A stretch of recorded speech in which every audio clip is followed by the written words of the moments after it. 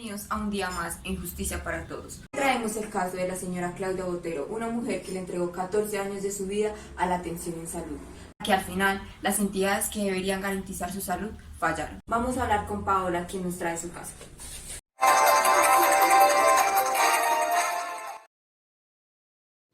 Buenas noches para todos, bienvenidos a su programa Justicia para Todos. El día de hoy tenemos una invitada especial, la señora Cristina Cortés Ortiz, quien nos va a compartir su historia debido a que trabajó en una empresa y fue despedida sin justa causa. La empresa se llama Abuchario. Bienvenida señora Cristina y gracias por querer compartir su historia el día de hoy. Muchísimas gracias a ustedes por escucharme. Como usted lo acaba de decir, hace varios años vengo con un problema en el cual desde el año 1989 empecé a laborar con esta empresa, exactamente el 7 de marzo, como enfermera. Entonces yo estaba pues en el cargo de enfermera asistencial hasta el 27 de junio del 2013, que fue el momento en que ellos me despidieron para mí sin justa causa. Desde eso vengo pues como con este proceso, porque desde el 28 de febrero de 1996 empecé a sufrir de dermatitis causada por el látex de los guantes que utilizaba.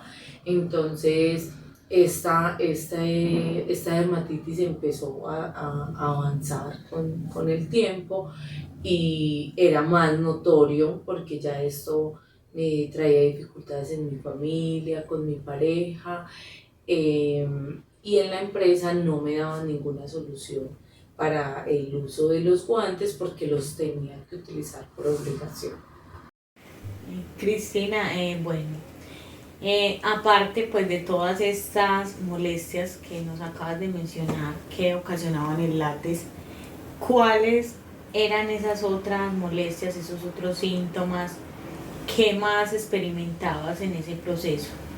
Bueno, pues con el paso del tiempo esto fue aumentando, entonces ya tenía asma, tenía broncoespasmos, y cada vez era más consecutivo, un poco más.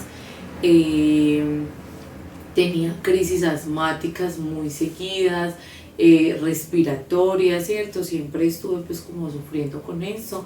Entonces para junio del 2000 decidí hablar con mi jefe, el encargado de seguridad y salud en el trabajo, contarle lo que me estaba pasando, de mi diagnóstico, para ver qué posibilidad tenía de que me cambiaran de lugar de trabajo o que me dieran otra opción para no utilizar el látex, ya que me estaba generando ya no solamente la alergia, sino que también me estaba generando asma. Entonces más o menos en el 2000 hablé pues como con él, y para ese mismo año ya esta alergia se había vuelto una alergia extrema al látex, estaba aumentando cada vez más y en la empresa no me daban solución alguna. Listo, Cristina. Nosotros en esta investigación, ¿cierto? Recopilando toda esta información para el programa, nos dimos cuenta de que usted el 3 de diciembre del 2001 interpuso un derecho de petición, ¿cierto? El cual tuvo un dictamen el 28 de febrero del 2002 y usted ya había perdido el 15.45%. Sí, señora, así es. Igual en la empresa seguían sin hacerme ningún cambio pues de mi lugar de trabajo, y yo ya estaba perdiendo capacidad laboral con el tiempo, porque lo que me enviaban de la EPS eran estas restricciones, las cuales no las estaba cumpliendo. En algún momento la empresa, la clínica, te dijo usa estos otros guantes o de pronto ayúdate con esto. ¿Cuál fue el proceso que ellos siguieron? Después de que se interpuso también una tutela, ellos ya decidieron cambiarme los guantes, pero entonces, ¿qué pasaba? Me dieron unos guantes, pero sobre estos tenía que utilizarlos de... Bueno, Cristina, cuéntenos por favor ¿Cuál fue el argumento que le dio la clínica al momento de despedirla? Bueno, la clínica en el momento en que me despidió dijo que yo había tenido, digamos, una omisión al momento de realizar mi labor, que no había entregado un paciente correctamente y por esto me despidieron. Para mí es sin justa causa porque nunca recibí un llamado de atención, un llamado verbal o escrito, no. Inmediatamente me despidieron. Entonces, para mí es muy triste porque para esta fecha yo ya había perdido más del 26% de mi capacidad laboral. La patología estaba progresando, cada vez estaba progresando más. Para mí era muy preocupante porque en el momento en que ellos me despidieron, entonces en donde yo iba a volver a conseguir un empleo ya con las limitaciones que tenía, iba a ser más difícil, mejor dicho, en ese momento empecé a sufrir por lo económico, por mi familia, por qué iba a hacer, por qué iba a pasar con mi salud. Bueno, Cristina, ellos en algún momento te hicieron un llamado de atención, un memorando por la situación que ellos manifiestan que te despidieron. No, nunca hicieron ningún llamado de atención. Ellos dicen que esto es una falta grave, pero nunca tuve como una retroalimentación de lo que había pasado, porque en realidad es un error que cometería pues como cualquiera, pero con retroalimentación de pronto no volvería a pasar. Bueno, Cristina, ¿cuál era tu salario al momento de que terminaran ese contrato sin justa causa? Yo estaba ganando 1.945.100 pesos, con eso ese era mi último salario. La verdad muy preocupante quedarme pues sin trabajo por causa de mi salud, que lastimosamente estos problemas salieron de mi trabajo, de mi propio trabajo. Claro, entendemos.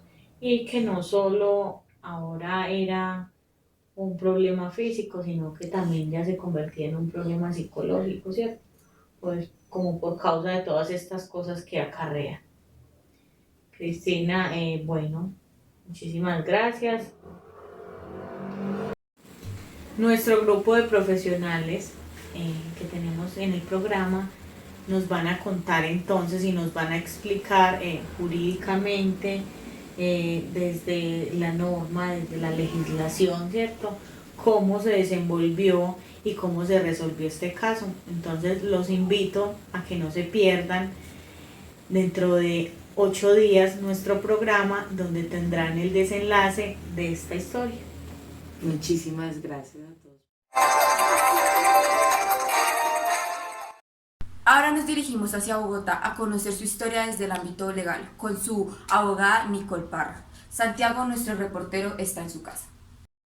Muy buenas tardes. Nos encontramos en la casa de la abogada Nicole Parra, representante de la señora Claudia, para hacerle algunas preguntas acerca del caso que estamos llevando a cabo. Acompáñenme.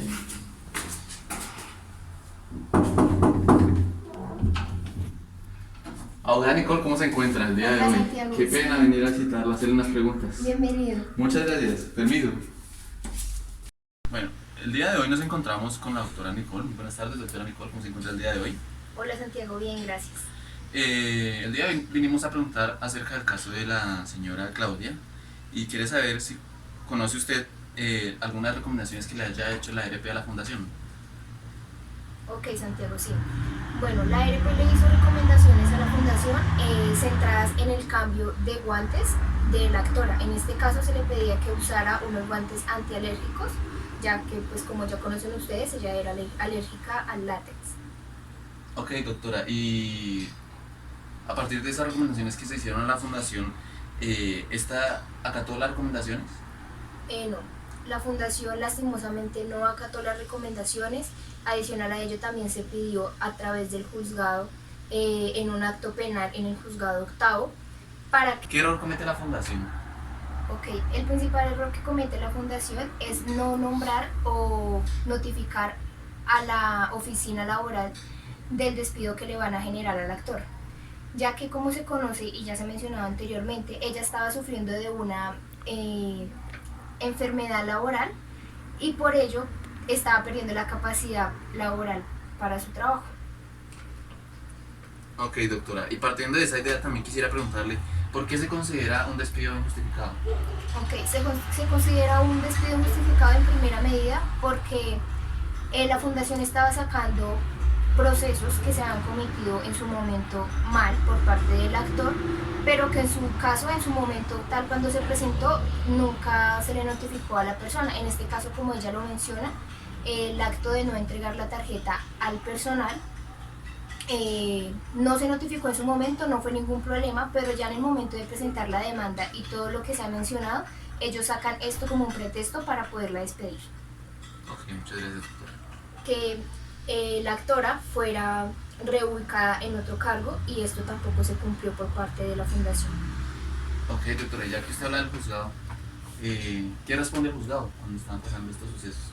La primera instancia fue que evidentemente la ARP debía cumplir con las recomendaciones atacadas, las recomendaciones brindadas, y adicional a ello también debían pues reubicarla cuando se presentó el acto en el juzgado penal 54. Ok, doctora. Tengo entendido que se lleva un proceso que es bastante demorado. Luego de todo esto, ¿qué se determina en el caso? Ok, Santiago, pues respondiendo a tu pregunta, teniendo en cuenta, nosotros estábamos solicitando lo siguiente. Inicialmente que se pagara los 11 millones al título de indemnización por los 180 días en el cual se despidió al actor en este caso. Adicional a ello, la suma de 19 millones de pesos por un despido injustificado y pues todo esto se debía pagar según lo estipulado por la ley. Lastimosamente, tuvieron que pasar varios años para que el proceso pudiera ser cerrado y se indemnizara con el valor total a la actora en este caso.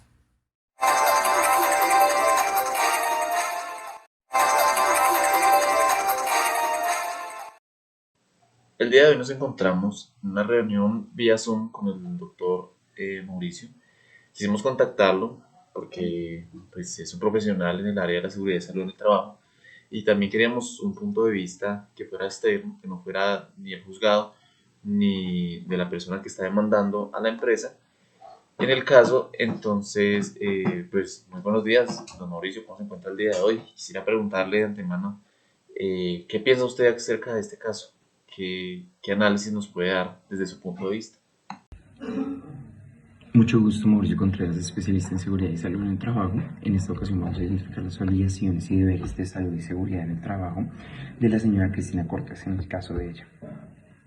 Partiendo de la clínica, se debe pedir las recomendaciones médicas y hacer cumplir las mismas por si el paciente necesita un seguimiento, tiene inquietudes. Hay que estar detrás de nuestro paciente para saber cómo avanza, cómo evoluciona sus condiciones. Se debe hacer una reubicación y evitar el contacto en factores de riesgo identificados que pueden generar o alterar la dermatitis. Si ya no se puede controlar la dermatitis, inmediatamente buscar otras fuentes o ocupaciones en donde ella se pueda desempeñar, pero que sea lo más pronto posible y nuevamente hacer un seguimiento de su avance. Se debe constatar que la trabajadora cumple al pie de la letra cualquier recomendación médica. Esto es importantísimo porque puede que le digan cuáles cremas, evitar el contacto, etc. Pero si no estamos encima haciendo un seguimiento o una evolución diaria, semanal, mensual, no sabemos en qué condiciones nuevamente está nuestro paciente. En este punto vamos a identificar las fallas que cometió la ARL en este caso. En sugerir, acompañar y apoyar el programa de vigilancia para dermatitis de origen ocupacional. Para este acompañamiento se debe incluir lo siguiente. Primero, historial clínico que incluya datos de identificación de nuestro empleado en este caso. Descripción de las condiciones de trabajo en las que está este.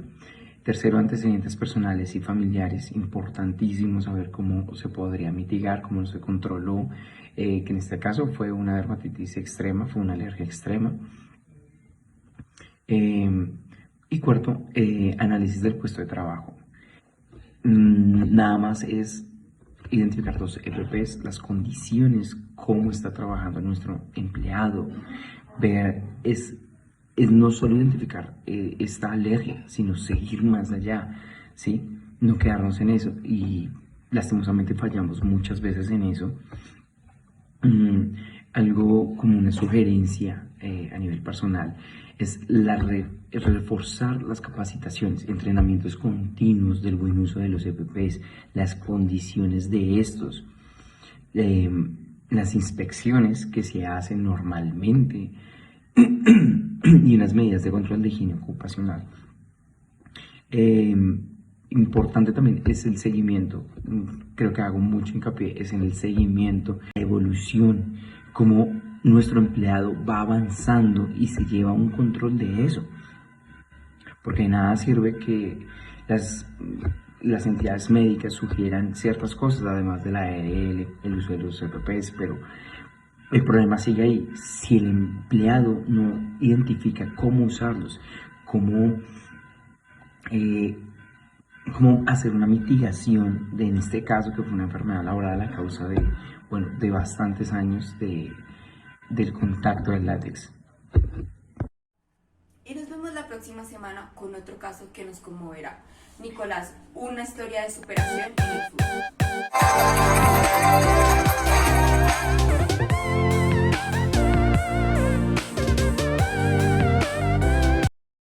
Muy buenos días, mi nombre es Santiago Rocha, soy estudiante de la especialización de la gerencia en la seguridad y salud en el trabajo de la Universidad EXI.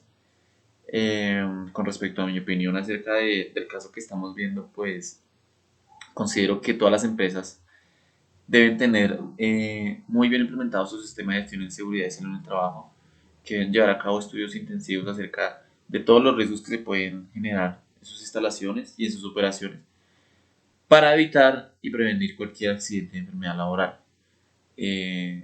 Sí o sí, cualquier empresa, en el momento en que se confirme que es una enfermedad laboral o un accidente laboral, va a tener que llevar a cabo unos costos o acarrear unos costos con los que no contaba la empresa. Y pues son aspectos negativos, como que ya los demás trabajadores van a ver mal la empresa, los mismos clientes van a cuestionar las operaciones de la empresa. Mejor dicho, se genera una mala imagen. Más si es como pasó en este caso, que la empresa como que no admite su error. Desde el punto de vista de la señora Cristina, considero que estoy de acuerdo que se le haya dado una indemnización. Sin embargo, hay que pensar pues qué acarrea dicha indemnización, es decir, si se puede dar una indemnización y solucionar el problema, o se debería pensar más bien en lo que la señora va a padecer de aquí en adelante a partir de la enfermedad laboral que adquirió. Pienso que podrían haber otras soluciones, además del dinero que se le entrega a la señora. Pienso que se debería plantear alguna solución donde la señora pueda seguir desarrollando labores, no exactamente en la misma área, sino acordes a las limitaciones pues, que adquiere la señora a partir de su enfermedad. Entonces, pues esa es mi opinión a partir de mi punto de vista. Y muchas gracias. De esta sentencia podemos determinar la importancia de que en las organizaciones nosotros, el personal de seguridad y salud en el trabajo, pueda evaluar los niveles de riesgo a los que está expuesto el personal y el uso adecuado de los elementos de protección según el centro de trabajo y las condiciones de cada trabajador. Es importante tomar las medidas correctivas y preventivas a tiempo para no afectar la salud de nuestros colaboradores dentro de la organización y que tampoco afecten la productividad y su capacidad. En conclusión, frente al caso anteriormente mencionado, pienso que si la clínica hubiese tomado las medidas de control y prevención frente al caso de la señora Cristina, quizás su pérdida de capacidad laboral no hubiese sido tan alta y para la clínica hubiese sido más rentable proveer a ella los elementos de protección personal adecuados que tener que alargar un proceso y a lo último tener que pagar una indemnización. Buenas noches para todos. En conclusión del caso que vimos anteriormente, podría recomendar inicialmente a los empleados informar desde el comienzo cuando empiezan a padecer de alguna enfermedad, informar a su jefe inmediato para llevar un control, asistir pues a sus consultas y ir dando un reporte de lo que está de pronto sucediendo en el momento. Por parte de la empresa, recomendaría siempre estar muy al tanto de la salud de los colaboradores, verificando que los elementos de protección personal sean los correctos, los idóneos para nuestros puestos de trabajo y así evitar enfermedades laborales que de pronto más adelante inicialmente pues van a impedir al trabajador tener una vida normal, y por parte de ellos también llegar a un proceso tan largo que puede ser tan difícil para la empresa, para el trabajador.